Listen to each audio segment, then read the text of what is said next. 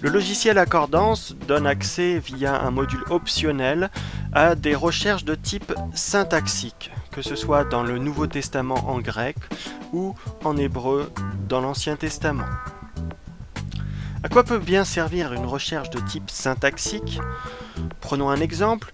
Vous souhaitez savoir toutes les fois où, en hébreu, le nom Elohim, c'est-à-dire Dieu, est le sujet d'un verbe au pluriel. Il faut savoir qu'en hébreu, la forme Elohim est une forme plurielle, pourtant elle désigne le plus souvent dans l'Ancien Testament le Dieu unique d'Israël. Alors vous pourriez faire une recherche habituelle, simple, en cherchant, on va dire, un verbe au pluriel,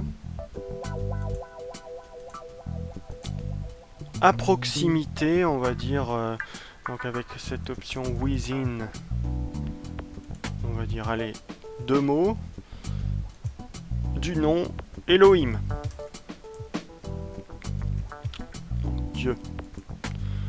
On lance la recherche, et vous voyez que là, j'ai 239 versets avec un résultat, ce qui me paraît un peu beaucoup. Et d'ailleurs, le premier exemple me montre tout de suite que ici, Elohim est le sujet du verbe vayomer, Dieu dit, et non pas du verbe qui suit, qui est le verbe se rassembler, et qui désigne ici les eaux qui se rassemblent. Vous voyez, donc j'ai beaucoup de résultats à trier.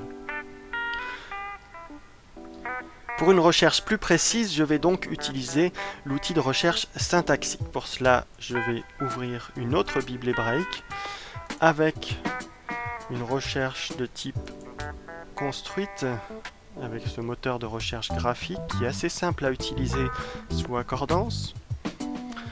Je vais donc chercher une clause, c'est-à-dire un élément de phrase, au sein de laquelle le prédicat sera un verbe au pluriel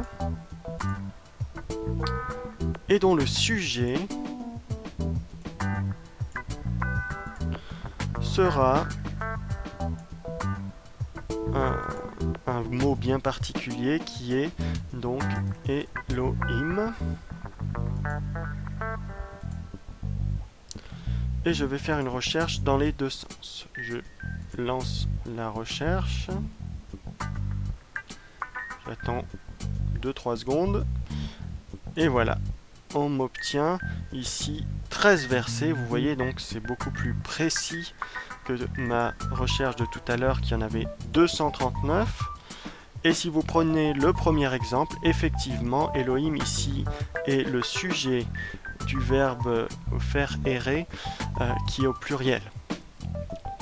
Et voici, lorsque Dieu ou les dieux me firent errer loin de la maison de mon Père.